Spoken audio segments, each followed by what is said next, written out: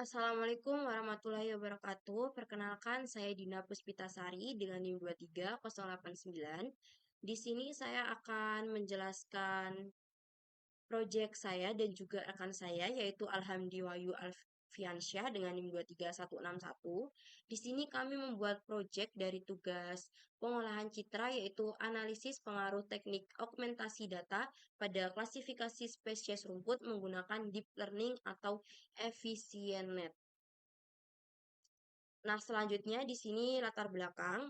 Nah, identifikasi spesies rumput itu merupakan faktor penting dalam pengolahan lahan pengembalaan karena berpengaruh langsung terhadap kualitas pakan ternak. Proses identifikasi secara manual itu membutuhkan waktu, tenaga ahli, dan kurang efisien untuk lahan berskala besar. Terlebih dengan adanya variasi pencahayaan dan orientasi tanaman di lapangan. Perkembangan teknologi computer vision dan deep learning ini memungkinkan pemanfaatan citra digital untuk melakukan klasifikasi spesies rumput secara otomatis. Namun, keterbatasan variasi data ini sering menyebabkan model kurang mampu melakukan generalisasi. Oleh karena itu, proyek ini itu mengembangkan sistem klasifikasi spesies rumput berbasis citra menggunakan arsitektur efisien network dengan penerapan teknik augmentasi data guna untuk meningkatkan keragaman data latih dan menghasilkan model yang lebih akurat serta robust terhadap variasi kondisi lingkungan. Selanjutnya dataset. Nah, dataset ini itu diambil dari Kaggle, kemudian data berupa citra RGB lahan pengembalaan. Citra diambil dengan sudut pandang top down atau tegak lurus ke bawah. Setiap citra ini memiliki label spesies rumput dominan. Digunakan untuk klasifikasi spesies rumput berbasis deep learning. Selanjutnya, tujuan dari proyek itu untuk membangun sistem klasifikasi spesies rumput berbasis citra digital. Kemudian yang kedua, untuk mengimplementasikan arsitektur efisien netbook untuk klasifikasi citra. Kemudian yang ketiga, menganalisis pengaruh teknik augmentasi data terhadap performa model. Yang keempat, menentukan strategi augmentasi terbaik untuk meningkatkan akurasi dan generalisasi model. Selanjutnya itu ada batasan dari proyek. Yang pertama itu dataset itu bersumber dari K0 Data Access Portal. Kemudian yang kedua, klasifikasi dilakukan pada spesies utama atau primary species yang terdapat dalam label data.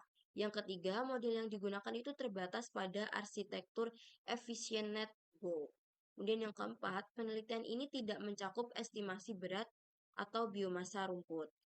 Selanjutnya di sini ada alur CRIPS DM pada proyek. Yang pertama itu ada business understanding, yang kedua ada data understanding, yang ketiga ada data preparation, yang keempat ada modeling, yang kelima ada evaluation, yang keenam ada deployment.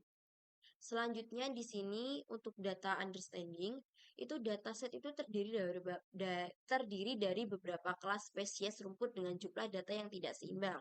Selanjutnya, setiap citra itu memiliki tekstur dan pola daun yang berbeda sebagai ciri utama klasifikasi. Yang ketiga, terdapat variasi pencahayaan akibat kondisi cuaca dan waktu pengambilan gambar. Yang keempat, orientasi objek acak karena arah pertumbuhan rumput itu tidak seragam. Selanjutnya, karakteristik tersebut menuntut model untuk memiliki kemampuan generalisasi yang baik. Selanjutnya ini di sini ada data preparation atau reprocessing-nya. Yang pertama itu resize citra. Semua citra itu nantinya akan diubah ukuran ke 384 kali 384 pixel agar sesuai dengan input model efisien netbook. Kemudian yang kedua, normalisasi ImageNet. Ini tuh nanti nilai pixel itu dinormalisasi menggunakan min dan standar deviasi ImageNet untuk menyesuaikan dengan model pretrained. Kemudian encoding label atau label spesies rumput dalam bentuk teks itu diubah menjadi label numerik agar dapat diproses oleh model.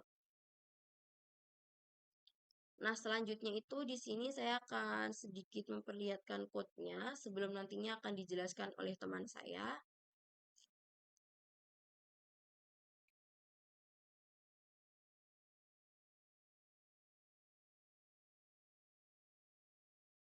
Nah, di sini tadi yaitu resize citra.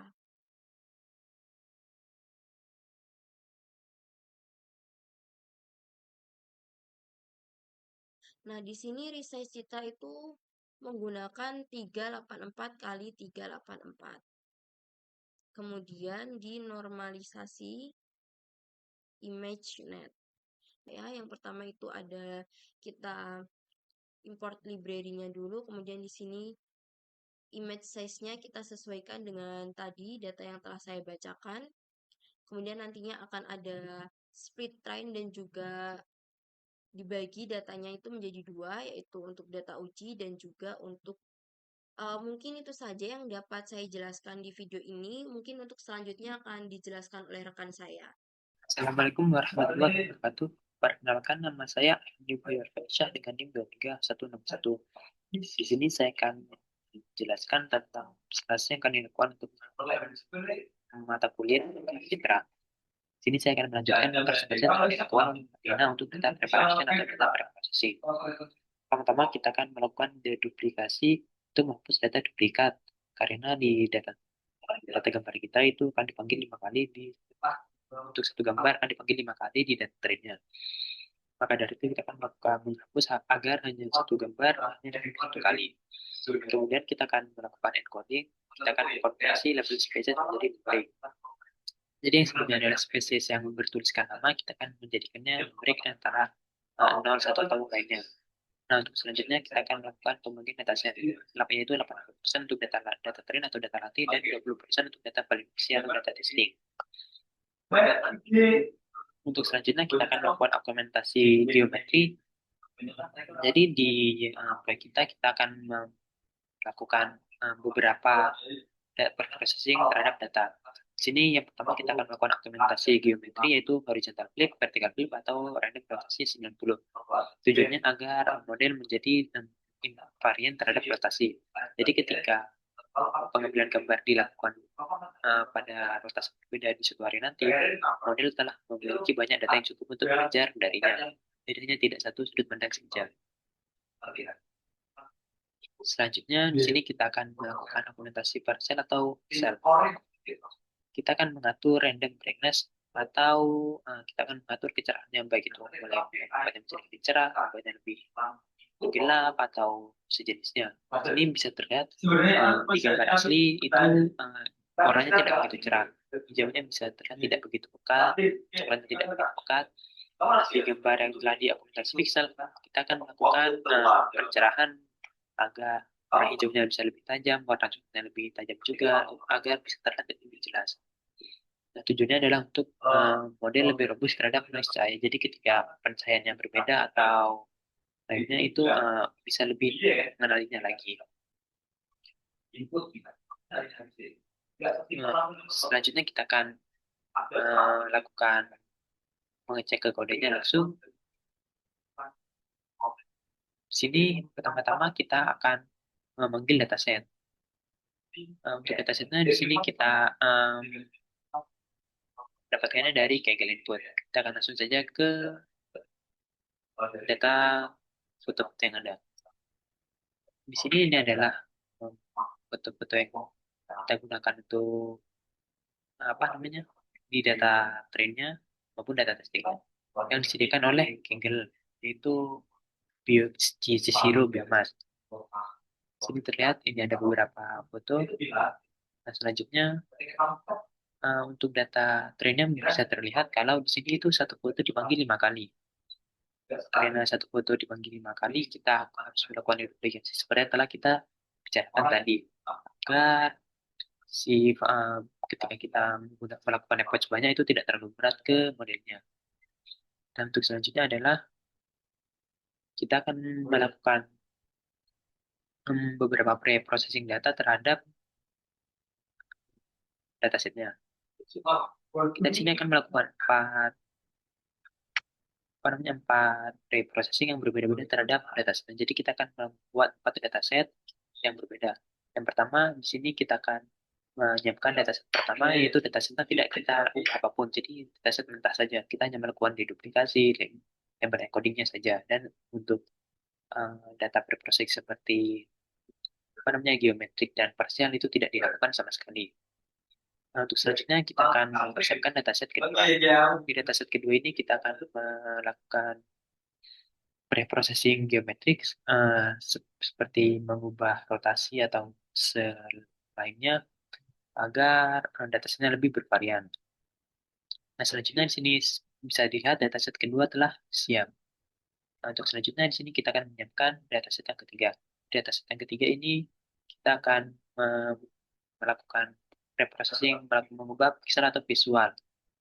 Di sini kita akan merubah kecerahan dari fotonya secara random untuk membuat modelnya lebih tahan terhadap preprocessing kondisi-kondisi yang berbeda dengan cara melakukan preprocessing pixel atau partial ini. Untuk selanjutnya kita akan melakukan hmm, apa namanya keduanya di antara yang pertama yaitu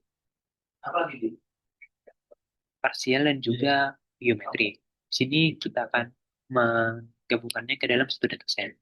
Nah, untuk selanjutnya kita akan melakukan modeling.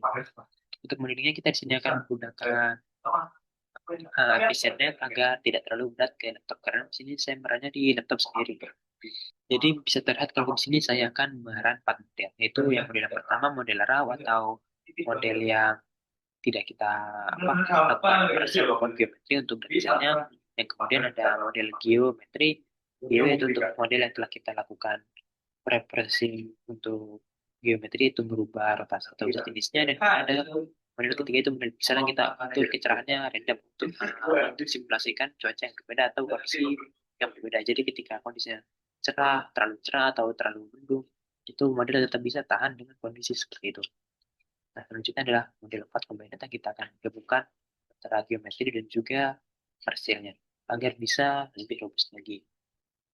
Nah, untuk proses kita hanya akan coba tiga karena tiga kita di sini akan menentukan uji coba saja tanpa membuat uh, trainingnya terlalu panjang. Untuk selanjutnya di sini bisa terlihat kalau aplikasinya. Selanjutnya kita akan kembali ke yang tadi.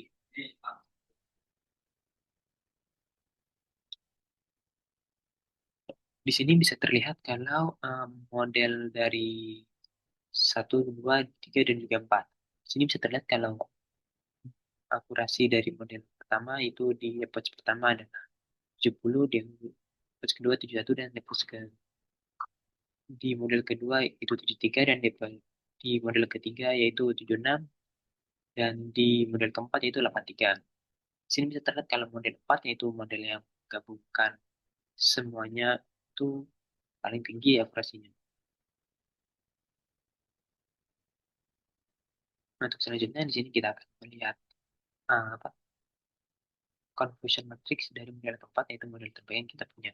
Di sini kita bisa lihat kalau model keempat bisa hampir menebak semuanya benar dan hanya beberapa yang salah. Nah, yang paling karena kelas di sini apa terlalu banyak ke beberapa varian saja, jadi bisa terlihat kalau tidak begitu seimbang. Tapi kita melakukan beberapa data per-processing agar untuk menyeimbangkannya dan tidak terlalu fokus ke beberapa saja. Nah, untuk selanjutnya adalah kita akan melihat ke yang tadi lagi untuk kode bagian itunya. Di sini bisa terlihat kalau model pertama yaitu data mentah, eh, akurasi akhirnya adalah 73%. Ini dapat pada pos kedua. Kemudian untuk model geometri adalah 70% yang didapat pada pos ketiga. Dan untuk model pixel yaitu yang mengubah kecerahan paling didapat 76% pada pos ketiga. Dan untuk penggabungan itu adalah 83 pada pos ketiga. Nah, selanjutnya kita akan balik lagi ke tempat tadi.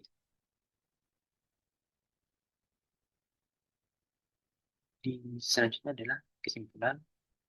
Di sini kita akan menerapkan beberapa teknik. Kita akan membuktikan beberapa teknik implementasi bisa meningkatkan kemampuan generasi model efisiennya BPO dalam mengklasifikasikan spesies tersebut. Model terbaik mampu mengenali sebagian besar perasaan yang baik meskipun masih terdapat kesalahan. Jadi meskipun model terbaiknya ini tetap melakukan kesalahan, jadi dia tetap bisa menebak dengan benar sebagian besar data yang ada. Nah, jadi di sini sudah terbukti kalau data preprocessing itu sudah bisa meningkatkan akurasi dari model. Nah, menurut saya pribadi, alasan dari bisa seperti itu adalah karena dengan melakukan argumentasi, yang pertama, varian itu bisa menjadi lebih tinggi. Jadi tidak hanya sekedar satu sisi penggunaan kembar atau sejenisnya. Jadi dengan begitu data yang seharusnya hanya dari satu sudut pandang bisa kita kan dalam beberapa sudut pandang. Hanya dengan melakukan teknik argumentasi yaitu seperti geometrik. Dan untuk brightness yang harusnya hanya satu kondisi cerahan, misalnya mendung saja atau cerah saja, itu kita bisa jadi lebih tahu kondisi-kondisi yang berbeda dan model jadi bisa lebih tahan terhadap data yang berbeda juga. Jadi misalkan model yang hanya belajar di data mendung kan pasti kesulitan untuk menebak data yang diambil pada saat cerah. Ataupun sebaliknya, dengan metode perubahan pixel ini, jadi model bisa lebih punya data terhadap kondisi-kondisi yang berbeda dan tidak hanya satu kondisi saja. Saya rasa sekian dari saya. Terima kasih.